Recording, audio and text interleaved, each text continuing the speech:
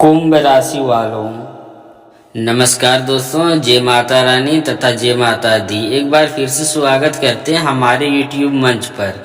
दोस्तों, मैं आज आपके लिए फिर एक ऐसी खबर लाया हूं जो आपका होश उड़ा देगी, आपका पैरों तले जमीन खिसका देगी। जी हाँ दोस्तों, आपका दिल धड़कना तेज कर देगी। जी हाँ दोस्तों, मेरा आज का मुख्य शीर्षक है बिजली ऑफिस जाना पड़ेगा। जी हाँ दोस्तों, आखिर क्यों जाना पड़ेगा बिजली ऑफिस? ऐसा कौन सी नौबत आ गई? ऐसा कोई नोटिस आया है या कोई शिकायत दर्ज हुआ है आपके नाम से, या कोई बिल बकाया है, या फिर कोई ऐसा साजिश रची जा रही है जिसके कारण अचानक बिजली विभाग के चक्कर काटना पड़ सकता है?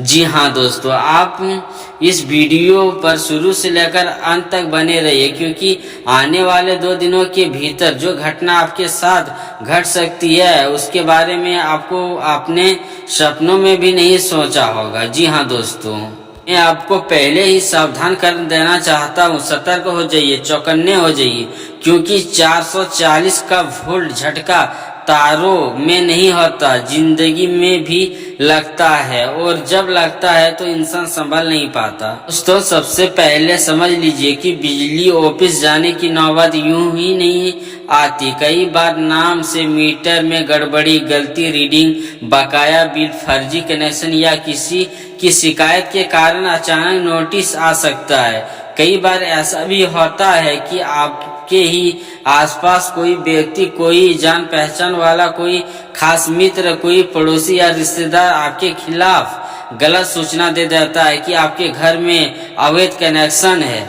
ज्यादा लोड चल रहा है, या मीटर में छेड़छाड़ की गई है।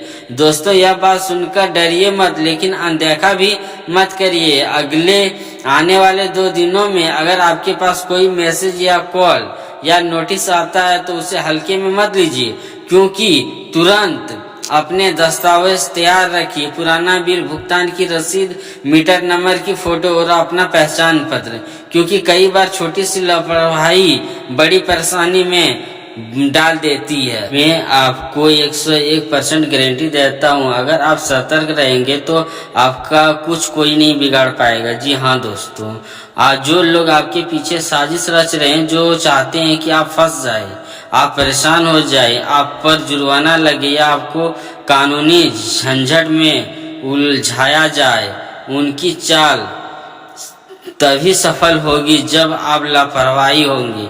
दोस्तों, याद रखिए, बिजली विभाग का मामला मजाक नहीं होता। अगर किसी ने आपके नाम से शिकायत की है तो विभाग जांच करने आ सकता है। ऐसे समय में घबराने की बजाय सहयोग कीजिए, तभी सारी कागजात सही मिलेंगे। जी हाँ दोस्तों, साफ साफ स्थिति समझाइए और बताइए आखिर क्या मैटर है, आखिर क्यों बिजली ऑफिस का आदमी हमारे पास आएंगे। जी हाँ दोस्तों, अगर मीटर में कोई तकनीकी समस्या है तो लिखित शिकायत दर्ज करवाइए। बिना लिखित शिकायत के कुछ भी अधूरा माना जाता है।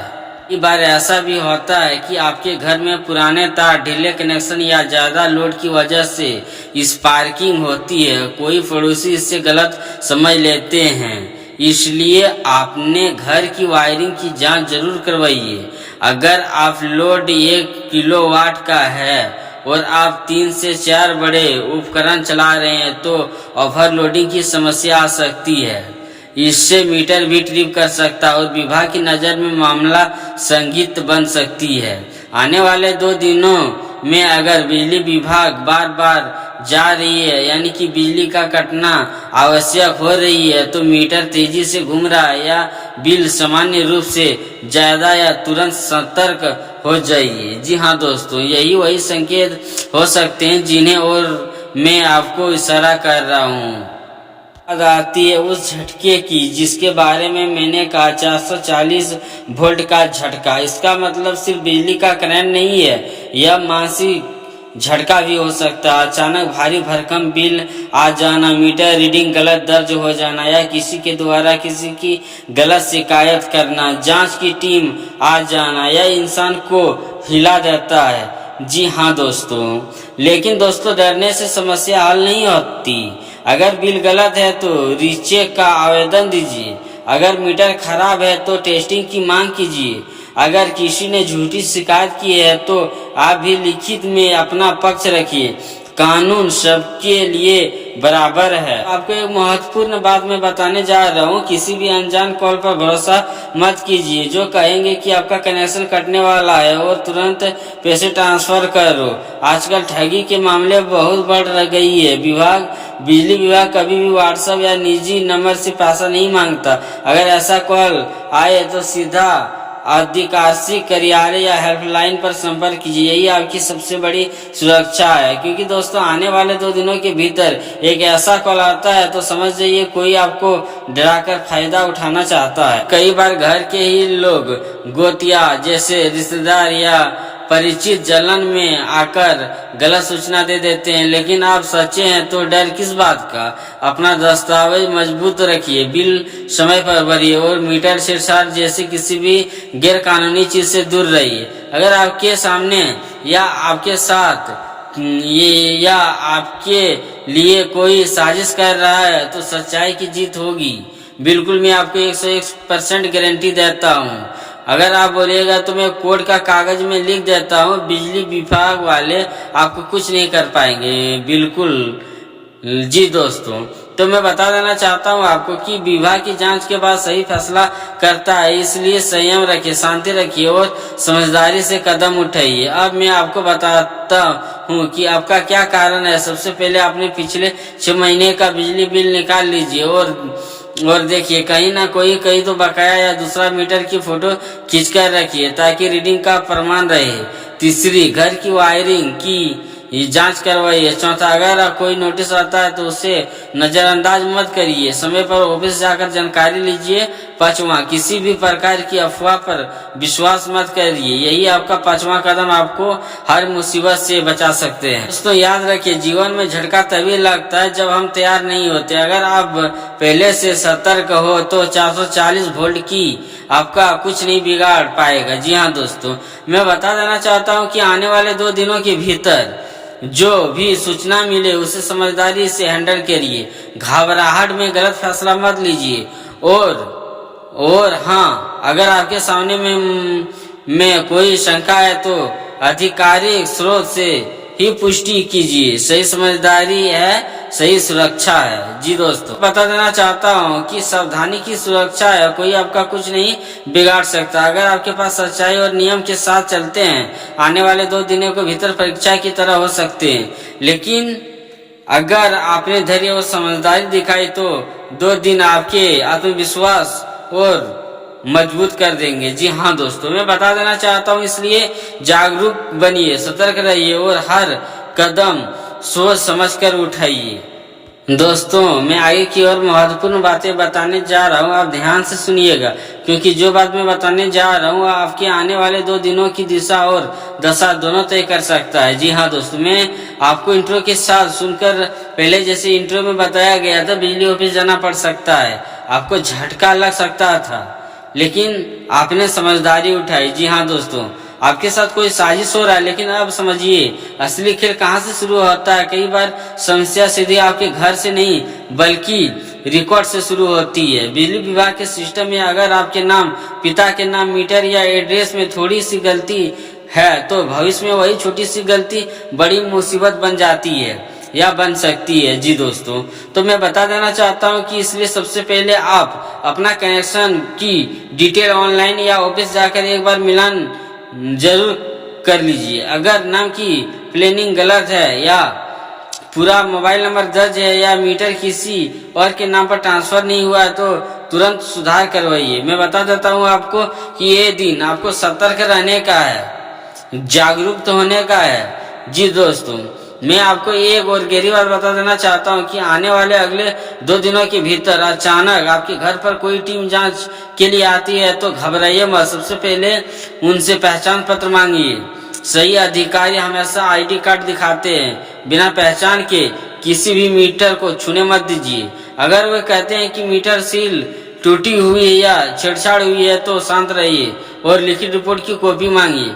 यदि आप मौखिक बातें का कोई महत्वपूर्ण नहीं होता तो हर एक चीज लिखित में नहीं होता। जी हाँ दोस्तों, यही आपकी सबसे बड़ी ढाल है। दोस्तों आपको संभालना या सावधान रहना बहुत जरूरी है। बिल्कुल, बकाया बिल कई बार समझते हैं कि सब भुगतान हो चुका है, लेकिन लेट फीस या एडजस्टमेंट के द्वारा कोई कारण से थोड़ी सी राशि बकाया रह जाती है तो सिस्टम डिफॉल्ट दिखने लगता है। ऐसे में अचानक नोटिस या कनेक्शन कटने की चेतावनी आ सकती है। इसलिए आपने आखिरी बिल को ध्यान से पढ़िए। अगर कोई एरियर दिख रहा है तो तुरंत भुगतान कीजिए और रसीद संभाल कर रख दीजिए। 2 दिन के भीतर अगर कोई संदेश आता है तो उसे अपना रिकॉर्ड से मिलान करिए, फिर कार्रवाई करिए। अब एक वो झटका जो लग सकता है वह फर्जी कॉल या मैसेज।